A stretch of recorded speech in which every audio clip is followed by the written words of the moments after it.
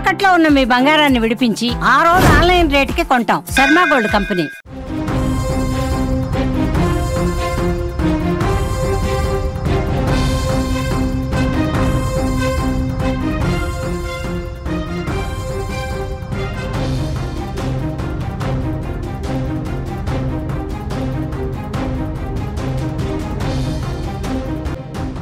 మొదటి దెబ్బకే పాకిస్తాన్ కుప్పకూలిపోయింది.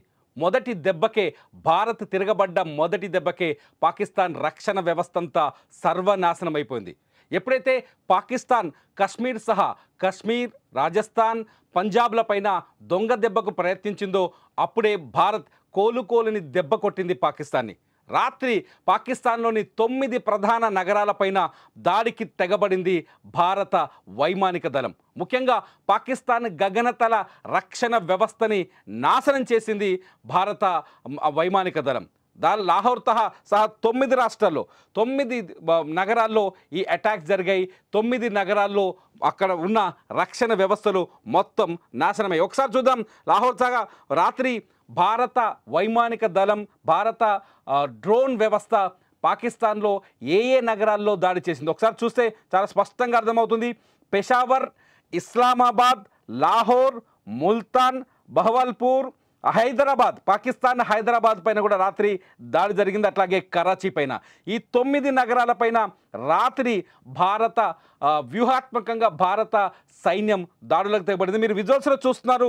ఒక 3 రకాల డ్రోన్లని, క్షిపణులని రాత్రి భారత సైన్యం వినియోగించింది. అందులో రుద్రం, ఇది దేశీయంగా తయారైన, మీరు స్క్రీన్లో కనిపిస్తున్న ఒక విజువల్ చూడొచ్చు, రుద్రం 3 అని మీకు కనిపిస్తోంది.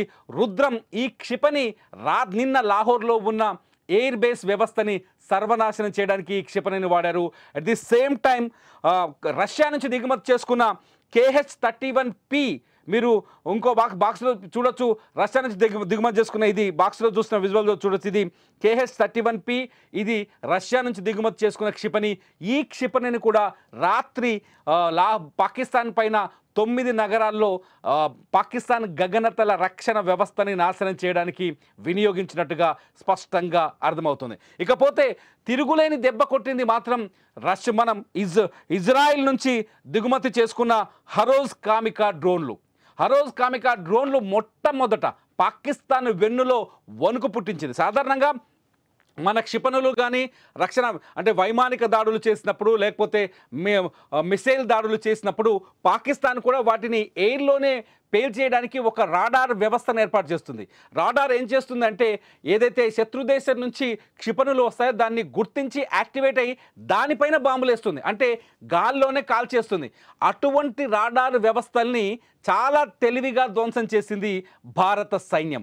మామూలుగా కాదు, పాకిస్తాన్కి ఏదైతే రాడార్ వ్యవస్థ గగనతలంలో అంటే ఆకాశంలో రక్షణ వ్యవస్థగా ఉంటుందో ఆ రక్షణ వ్యవస్థని పూర్తిగా నాశనం చేసింది. ఇలా పూర్తిగా నాశనం చేయడంలో కీలకంగా పనిచేసింది ఏంటంటే హరోజ్ కామికా డ్రోన్లు. ఇప్పుడు మీ స్క్రీన్లో కనిపిస్తున్న ఈ విజువలే, ఇది హరోజ్ కామికా డ్రోన్లు. ఇది ఇజ్రాయెల్ నుంచి దిగుమతి చేసుకుంది భారత్. ఈ హరోజ్ కామికా డ్రోన్లు ఆకాశంలో పక్షుల్లా విహరిస్తాయన్నమాట. పక్షుల్లా విహరించి ఏదైతే టార్గెట్ ఉంటుందో సడన్గా ఆ టార్గెట్ పైన అటాక్ చేస్తాయి. ఇవే హరోజ్ కామికా డ్రోన్స్ ప్రత్యేకత. ఈ డ్రోన్లను వినియోగించి రాత్రి పాకిస్తాన్లోని 9 నగరాల్లో విధ్వంసం సృష్టించింది భారత సైన్యం. ఆ 9 నగరాల పేర్లు ఇంతకుముందే నేను చదివాను. దీన్ని సాధారణంగా suppression of enemy air defence, SEAD అంటారు. ఈ అటాక్కి suppression of enemy air defence అనే పేరు ఒకటి ఉంది. ఈ suppression of enemy air defence attack ద్వారా పాకిస్తాన్ గగనతల రక్షణ వ్యవస్థని నాశనం చేయడంతో భారత్ నుంచి వచ్చే వైమానిక దాడుల్ని పాకిస్తాన్ ఇంకా ఎదుర్కొనే పరిస్థితిలో ఉండదు. భారత్ నుంచి వేసే మిసైల్స్ని పాకిస్తాన్ ఎదుర్కొనే పరిస్థితి ఉండదు. 9 నగరాల్లో టార్గెట్ చేసి భారతదేశం ఆ 9 నగరాల్లో పాకిస్తాన్ ఏర్పాటు చేసుకున్న రక్షణ వ్యవస్థని దెబ్బ కొట్టడం వల్ల పాకిస్తాన్ పైన భారత్ మరికొంత వ్యూహాత్మకంగా ఉంది, మరికొంత ముందుకు వెళ్ళే అవకాశం ఉందని చెప్తుంది. నిజానికి పాకిస్తాన్ దగ్గర సొంత వ్యవస్థ ఏమీ లేదు, సొంత రక్షణ వ్యవస్థ ఏమీ లేదు. ఇది చైనా నుంచి దిగుమతి చేసుకున్న HQ-9 వ్యవస్థ ఒకటి ఉంటుంది. ఈ HQ-9 వ్యవస్థనే రాడార్ వ్యవస్థ ద్వారానే భారత మిసైల్స్ని కానీ విమానాలను కానీ లేకపోతే రాఫెల్ లాంటి యుద్ధ విమానాలు కానీ ఎదుర్కొనే ప్రయత్నం చేసింది. కానీ ఈ HQ-9 వ్యవస్థ లాహోర్లో రాత్రి నాశనం అయిపోయింది. నిన్న ఉదయమే లాహోర్లో ఈ దాడి జరిగింది.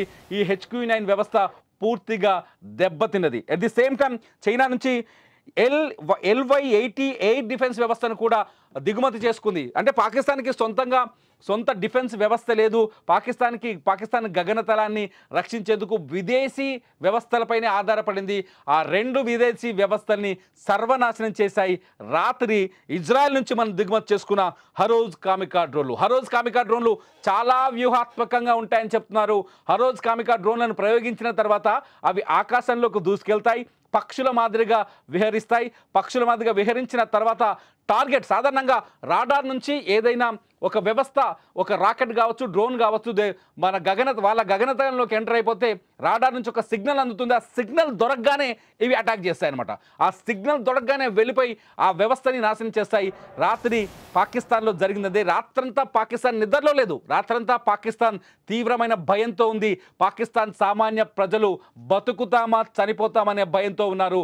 పాకిస్తాన్ ప్రధాని ఏకంగా వెళ్ళి ఎక్కడో కలుగులో దచ్చుకున్నాడు. ఈ 9 నగరాలపైన దాడులు చేయడంతో ఒక్కసారిగా వణుకుతో వణికిపోయింది పాకిస్తాన్. ఇటు 9 నగరాలు పేలిపోవడం, కరాచీ పైన ఇక్కడ INS విక్రాంత్ బ్రహ్మోస్ క్షిపణులతో కరాచీ ఓడరేవుని పేల్చేయడంతో ఒక్కసారిగా పాకిస్తాన్ తీవ్రమైన దెబ్బతిన్నది.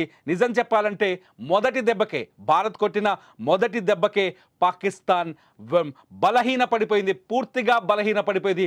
పాకిస్తాన్ ఇప్పుడు ప్రతీకారంతో దాడులు చేయడం తప్ప వ్యూహాత్మకంగా దాడులు చేసే శక్తిని కోల్పోయింది పాకిస్తాన్.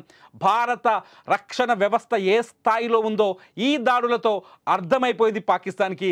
భారత బలం ఎంత ఉందో పాకిస్తాన్కి అర్థమైపోయింది. అయినప్పటికీ కూడా పాకిస్తాన్ ఈరోజు తెల్లవారుజామున మళ్ళీ భారత్ పైన క్షిపణి దాడులకు ప్రయత్నించింది, డ్రోన్ దాడులకు ప్రయత్నించింది, మోటార్లతో దాడులు చేసే ప్రయత్నం చేస్తుంది. పాకిస్తాన్ చాలా స్పష్టంగా దొంగ దెబ్బ ఎలా కొడుతుందంటే సైనిక స్థావరాలపైన దాడులు చేయడానికి ప్రయత్నించే క్రమంలో సామాన్యుల ప్రాణాలను దెబ్బతీస్తుంది. మీరు విజువల్స్లో చూడొచ్చు. రాత్రి జరిగిన దాడి ఇది కాశ్మీర్ పైన, జమ్మూలో. ఈ విజువల్ ఒక వ్యక్తి మొబైల్లో రికార్డ్ చేశారు. ఇది డిఫెన్స్ విజువల్స్. జమ్మూలో చూడండి ఒక్కసారి మన భారత రాడార్ వ్యవస్థ ఏ విధంగా ఎదురు దాడి చేస్తుందో. మీకు దీపావళి పటాసుల్లా కనిపిస్తున్న ఈ వీడియో చిన్నది కాదు.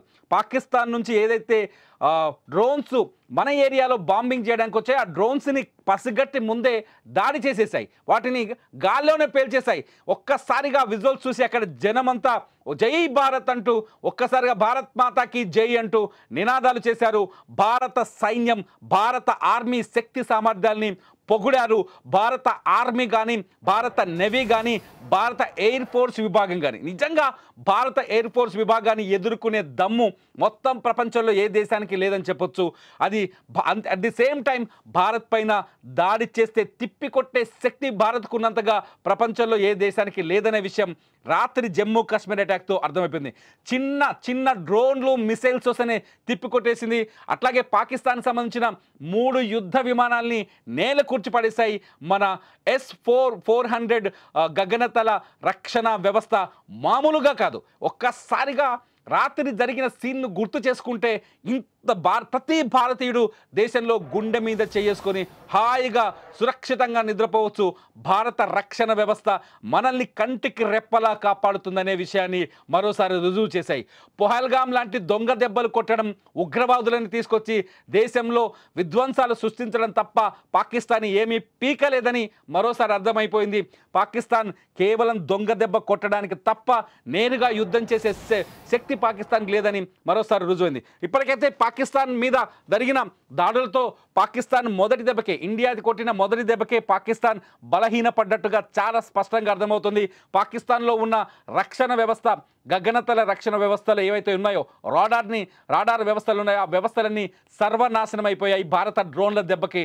At the same time Pakistan ఈ ప్రజలు వణికిపోతున్నారు. ప్రధాని కూడా అక్కడ కలుగులో అంటే బంకర్లో దాచుకొని ప్రాణాలు కాపాడుకునే ప్రయత్నం చేస్తారు. ప్రస్తుతానికి ఈ కేవలం ఎదురుదాడితోనే పాకిస్తాన్ బలహీనపడింది. మరి మీరేమనుకుంటున్నారు?